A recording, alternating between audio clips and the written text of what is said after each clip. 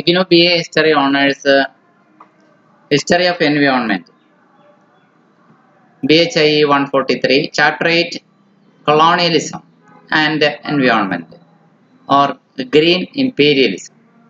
Introduction. Environmental colonialism. Environmental colonialism refers to the various ways in which colonial practices have impacted the natural environments of indigenous people.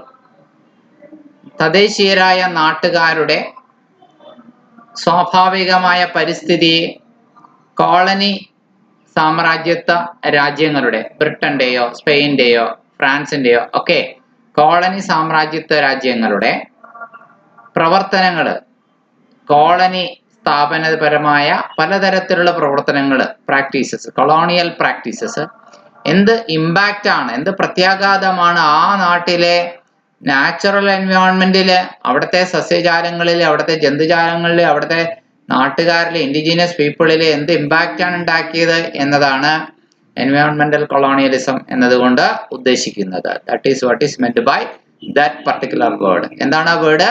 എൻവയോൺമെന്റൽ colonialism. വീണ്ടും ശ്രദ്ധിക്കുക, എന്താണ് എൻവയോൺമെന്റൽ colonialism എന്നുകൊണ്ട് ഉദ്ദേശിക്കുന്നത്? ഈ colonial പവേഴ്സിന്റെ, imperial പവേഴ്സിന്റെ പലതരത്തിലുള്ള colonial പ്രാക്ടീസസിന്റെ ഇടയിൽ ആ നാട്ടിലെ നാച്ചുറൽ എൻവയോൺമെന്റ് പലതും താറുമാറായി. അവിടുത്തെ ഇൻഡിജിനിയസ് പീപ്പിളിന്റെ ജീവിതം താറുമാറായി. അവർക്ക് പുതിയ തരം രോഗങ്ങളുണ്ടായി. അവരുടെ തൊഴിലുകൾ പലതും നഷ്ടപ്പെട്ടു. അവരുടെ കൃഷി ഇനങ്ങൾ പലതും മാറ്റിമറിക്കപ്പെട്ടു.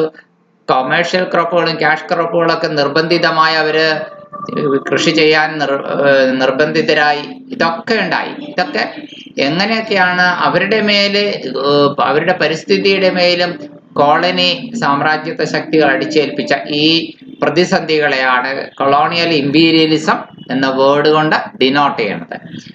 ചരിത്രകാരനായിട്ടുള്ള ആൽഫ്രഡ് ക്രോസ്ബി അദ്ദേഹം ഇങ്ങനെ ഒരു വാദമുഖം മുന്നോട്ട് വെച്ചു. He argued that colonies were successful in part because they were able to alter native ecosystems. ഏറെക്കുറെ ഈ കൊളോണിയൽ പവേഴ്സ് വിജയികളാണ്.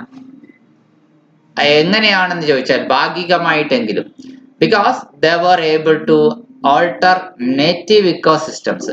ആൾട്ടർ ചെയ്യുക, ഭേദഗതി വരുത്തുക. ആ നാട്ടുകാരുടെ ഇക്കോസിസ്റ്റം, ആവാസ വ്യവസ്ഥയും പരിതസ്ഥിതിയും ചുറ്റുപാടുകളിലൊക്കെ ഒരുപാട് പരിഷ്കാരങ്ങൾ വരുത്താനായിട്ട് ഈ സാമ്രാജ്യത്വ ശക്തികൾക്ക് സാധിച്ചു എന്നതുകൊണ്ട് തന്നെ അവരുടെ കൃഷിഭൂമികളൊക്കെ പുതിയ രീതിയിൽ മാറ്റി മറിക്കപ്പെട്ടു. പുതിയ പുതിയ ക്യാഷ് ക്രോപ്പുകളും അല്ലെങ്കിൽ പുതിയ പുതിയ കൊമേഴ്ഷ്യൽ ക്രോപ്പുകളും കൃഷി ചെയ്യാനായിട്ട് ഈ യൂറോപ്യൻ പവേഴ്സ് ഈ ആഫ്രിക്കൻ, ഏഷ്യൻ രാജ്യങ്ങളിലെ തദ്ദേശീയരായ ആളുകളോട്, അതായത് ഇൻഡിജിനസ് പോപ്പുലേഷനോട്, ഇൻഡിജിനസ് ഫാർമേഴ്സിനോട് കമ്പൽ ചെയ്തു. അങ്ങനെ അവരുടെ പതിവ് രീതികളെല്ലാം താളം തെറ്റി. Colonial rulers exposed native societies to foreign markets as well as exotic invasive species, restricting indigenous people's abilities to defend themselves against both economic and biological invaders. Colonial ഭരണാധികാരികൾ ആ നാട്ടുകാരുടെ സമൂഹത്തിലേക്ക് പുതിയതായി എക്സ്പോസ് ചെയ്ത കാര്യങ്ങൾ എന്തൊക്കെയാണ്? ഫോറിൻ മാർക്കറ്റുകൾ, വിദേശ വിപണികൾ, അവരുടെ നാട്ടിലുണ്ടാക്കിയ ഉൽപ്പന്നങ്ങൾ കൊണ്ടെന്ന് വിറ്റഴിക്കാൻ. അതുപോലെ തന്നെ വളരെ എക്സോട്ടിക് ആയിട്ടുള്ള ഇൻവേസീവ് ആയിട്ടുള്ള സ്പീഷീസുകൾ, ചെടികളാണെങ്കിലും ശരി, അവിടുത്തെ നാട്ടിലെ ചെടികളെ നശിപ്പിക്കുന്ന പുതിയ തരം ചെടികൾ കൊണ്ടുവന്ന് നട്ടു. Restricting indigenous peoples abilities to defend themselves against both economic and biological invaders. അപ്പോൾ ആ നാട്ടുകാരായ ആളുകൾക്ക്, ഇൻഡിജിനസ് പീപ്പിളിന് ഈ അവരുടെ മേലുള്ള ഈ ജീവശാസ്ത്രപരമായിട്ടുള്ള ബയോളജിക്കൽ ഇൻവേഡേഴ്സിനെയും ഡിഫെൻഡ് ചെയ്യാൻ, പ്രതിരോധിക്കാൻ പറ്റിയില്ല. സാമ്പത്തികപരമായിട്ടും അവരുടെ മേലുണ്ടായ ഈ ആധിപത്യത്തെ, ഈ അധിനിവേശത്തെ ചെറുത്തു നിൽക്കാൻ, ഡിഫെൻഡ് ചെയ്യാൻ അവർക്ക് രണ്ട് രീതിയിലും പറ്റിയില്ല. അതൊക്കെ റെസ്ട്രിക്റ്റ് ആയി എന്ന് പറയാം. Recovery from the damage done to native ecosystems proved difficult for native populations. അപ്പോൾ ഈ നാട്ടുകാരുടെ ഇക്കോസിസ്റ്റത്തിന്മേലുണ്ടായ ഡാമേജിൽ നിന്ന് കരകയറുവാൻ ഇത് വളരെ ഡിഫിക്കൽട്ടായി എന്ന് പറയാം. ഓക്കെ, നേറ്റീവ് പോപ്പുലേഷന് വളരെ ഡിഫിക്കൽട്ടായി എന്ന് പറയാം. Colonial powers exacerbated the problem by creating a global infrastructure. ഈ കോളനി ശക്തികള് ഈ പ്രശ്നത്തെ എങ്ങനെയാണ് മറികടന്നത് എന്നറിയാം. ഒരു ഗ്ലോബൽ ഇൻഫ്രാസ്ട്രക്ചർ ഉണ്ടാക്കിക്കൊണ്ടാണ് that encourage wealthier countries to extract natural resources from poorer peripheral countries. സമ്പന്ന രാജ്യങ്ങളെ എപ്പോഴും ദരിദ്ര രാജ്യങ്ങള് എന്നറിയപ്പെടുന്ന പെരിഫറൽ കൺട്രീസിൽ നിന്ന് പ്രകൃതി വിഭവങ്ങള് ചൂഷണം ചെയ്യുന്ന ഒരു രീതി അതാണ്. അങ്ങനത്തെ ഒരു ലോകമെമ്പാടും അങ്ങനെ ഒരു ചുറ്റുപാടുണ്ടാക്കിയെടുത്തു കളഞ്ഞു ഈ കോളനി ശക്തികള്. പഴയകാല സാമ്രാജ്യത്വ ശക്തികളായിരുന്ന ബ്രിട്ടനും സ്പെയിനും പോർച്ചുഗലും ഒക്കെ ആണെങ്കിൽ കുറെ കാലം കഴിഞ്ഞപ്പോൾ അവരൊക്കെ പോയി പുതിയ സാമ്രാജ്യത്വ ശക്തികളായിട്ട് ജർമ്മനി വന്നു, അല്ലെങ്കിൽ പുതിയ അമേരിക്ക വന്നു, അങ്ങനെയുള്ള ആൾക്കാരൊക്കെ വന്നു. അപ്പൊ എന്തുമാവട്ടെ, ഈ കോർ കൺട്രീസ് എന്ന് പറയുന്ന സമ്പന്ന രാജ്യങ്ങള് പെരിഫറി കൺട്രീസ് എന്ന് പറയുന്ന തേർഡ് വേൾഡ് കൺട്രീസ് അല്ലെങ്കിൽ ഏഷ്യൻ ആഫ്രിക്കൻ രാജ്യങ്ങളിലെ കോളനികളില് നിന്നുള്ള നാച്ചുറൽ റിസോഴ്സസിനെ എക്സ്ട്രാക്ട് ചെയ്യാൻ തുടങ്ങി. എക്സ്ട്രാക്ട് ചെയ്യുക എന്ന് പറഞ്ഞാൽ വിഭവങ്ങളെ ചൂഷണം ചെയ്യാൻ തുടങ്ങി. എന്നിട്ട് അവിടെ ഉണ്ടാക്കിയ സമ്പന്ന രാജ്യങ്ങൾ ഉണ്ടാക്കിയ പ്രോഡക്റ്റുകൾ ഇവിടെ കൊണ്ടുപോയി മാർക്കറ്റ് ചെയ്ത് പണം ഉണ്ടാക്കാൻ തുടങ്ങി. while simultaneously destabilizing what were often unsustainable native cultures. ആ ഏഷ്യൻ ആഫ്രിക്കൻ രാജ്യങ്ങളിലെ സസ്റ്റൈനബിൾ കൾച്ചർ എന്ന് പറയുന്ന അവിടുത്തെ തനത് സംസ്കാരം, അവിടുത്തെ സുസ്ഥിരമായ സംസ്കാരം, അവിടുത്തെ കാർഷിക പാരമ്പര്യം, അവിടുത്തെ കാർഷിക വിളകള് എല്ലാത്തിനെയും ഡീസ്റ്റെബിലൈസ് ചെയ്ത് കളഞ്ഞു എന്ന് പറഞ്ഞാൽ അർത്ഥം അതിന്റെ താളം തെറ്റിച്ച് കളഞ്ഞു എന്നോ തകിടം മറിച്ച് കളഞ്ഞു എന്നോ ഒക്കെയാണ് ഡീസ്റ്റെബിലൈസ് ചെയ്തു എന്ന വാക്കിന്റെ അർത്ഥം. അതാണ് ചെയ്തത്. അപ്പോ എന്താണ് ഇക്കോളജിക്കൽ ഇമ്പീരിയലിസം എന്നതും കൂടി ഈ എസ്സേ പഠിച്ചു പോകുന്ന കൂട്ടത്തിൽ കൂടി നമ്മൾ മനസ്സിലാക്കണം.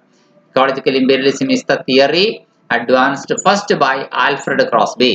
ആൽഫ്രഡ് ക്രോസ്ബി ആണ് ഈ തിയറി ആദ്യമായിട്ട് മുന്നോട്ട് വെച്ചത്. That European settlers were successful in colonialization of other regions. മറ്റ് പ്രദേശങ്ങളുടെ കോളനിവൽക്കരണത്തിന് വിജയികളായത് ആരാണ് എന്ന് ചോദിച്ചാൽ ചരിത്രത്തിൽ നമുക്ക് കാണാൻ സാധിക്കും യൂറോപ്യൻ ശക്തികളാണ്. യൂറോപ്യൻ നിന്ന് ഈ ഏഷ്യൻ ആഫ്രിക്കൻ രാജ്യങ്ങളിലേക്ക് കുടിയേറി പാർത്ത സെറ്റിൽ ചെയ്തു വന്ന ആ സെറ്റിലേഴ്സ്, ആ ആദ്യ താമസക്കാര്, അവര് ന്യൂ വേൾഡ് ആയിട്ട് അമേരിക്കയൊക്കെ കണ്ടത്.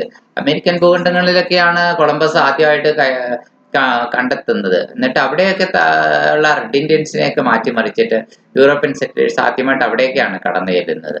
So because of there accidental or deliberate introduction of animals, അവര് ബോധപൂർവം അവിടെ അവരുടെ നാട്ടിലെ മൃഗങ്ങളെ കൊണ്ടുപോയി അല്ലെങ്കിൽ അവരുടെ നാട്ടിലെ ചെടികളെ കൊണ്ടുപോയി വളർത്തി, ഒപ്പം തന്നെ രോഗങ്ങളെയും, leading to major shifts in the ecology of the colonised areas. അപ്പോൾ എന്ത് സംഭവിച്ചു?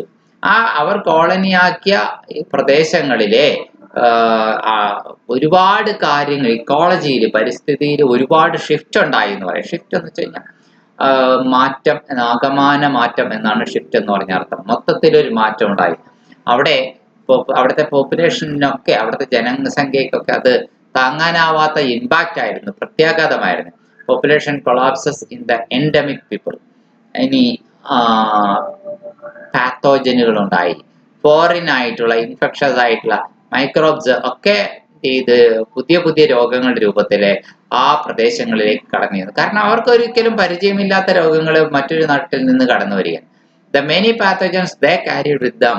ആ പുതിയതായി വന്ന യൂറോപ്യൻ സെറ്റിലേഴ്സ് കൊണ്ടുവന്ന പുതിയ രോഗങ്ങൾ അത് adversely affected the native population. Adversely, വിപരീത ഫലമായി ബാധിച്ചു. Affected the native populations of North America, Australia and Africa.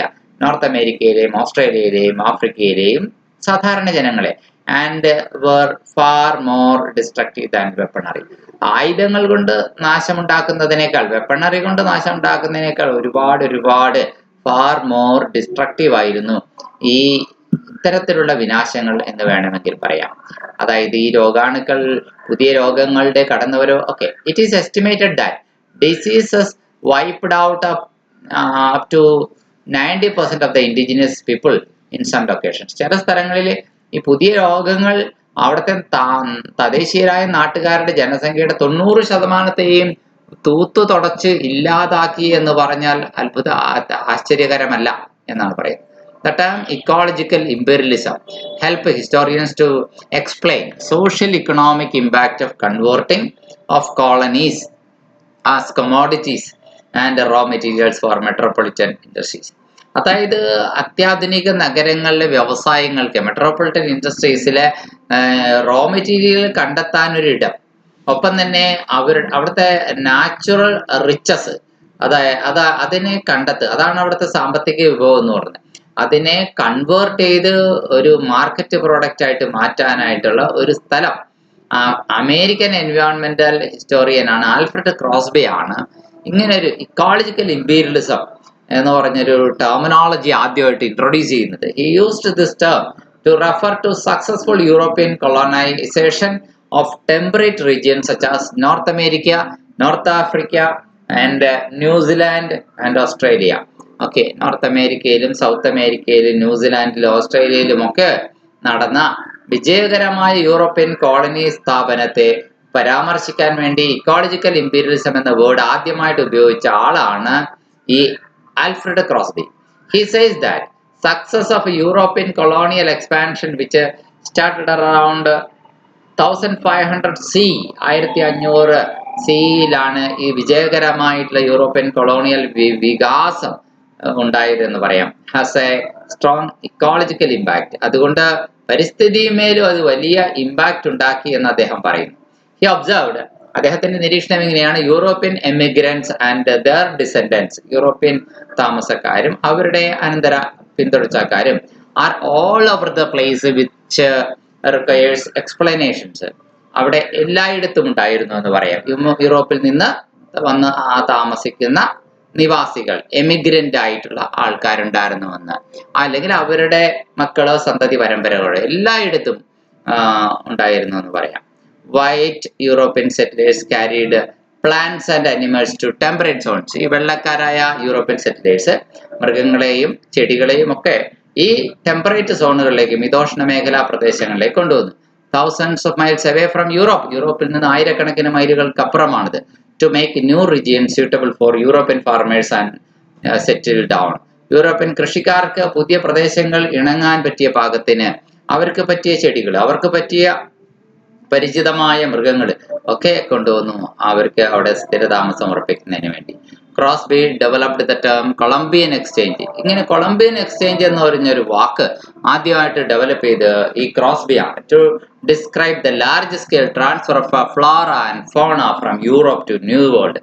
യൂറോപ്പിൽ നിന്ന് ന്യൂ വേൾഡിലേക്ക്, നവലോകം എന്നറിയപ്പെടുന്ന അമേരിക്കൻ ദ്വീപ് ഐലൻഡിലേക്ക്, കോണ്ടിനെന്റിലേക്ക് ഈ പുതിയതായിട്ട് ഉള്ള വൻതോതിലുള്ള സസ്യജന്തുജാലം, ഫ്ലോറ ആൻഡ് ഫോണ, അതിന്റെ ഒരു ട്രാൻസ്ഫർ, അതിനെ ഉദ്ദേശിക്കുന്ന വാക്കാണ്.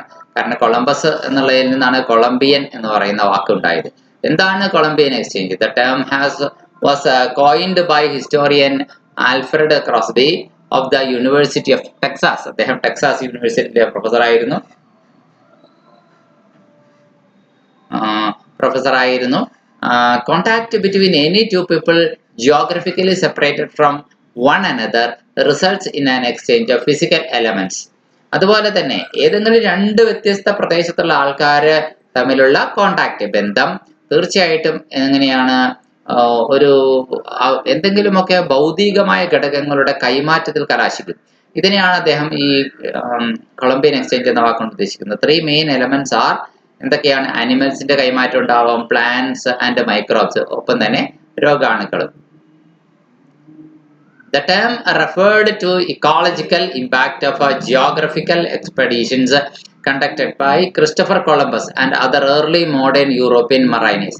ക്രിസ്റ്റഫർ കൊളംബസും അല്ലെങ്കിൽ അദ്ദേഹത്തെ പോലെ തന്നെ ആദ്യത്തെ ഏർലി മോഡേൺ യൂറോപ്യൻ നാവികര് നടത്തിയ പര്യവേഷണങ്ങള്, നാച്ചുറാലിസ്റ്റുകള്, പ്രകൃതി ശാസ്ത്രജ്ഞന്മാര്, reshaping biosphere of the New World, പുതിയ ലോകത്തിന്റെ ജൈവഘടനയെ അത് റീഷേപ്പ് ചെയ്തു for the benefit of the rich European countries. പുതിയ സമ്പന്ന യൂറോപ്യൻ രാജ്യങ്ങളുടെ ഗുണത്തിന് വേണ്ടിയാണ് അവർ ഇതൊക്കെ ചെയ്തത്.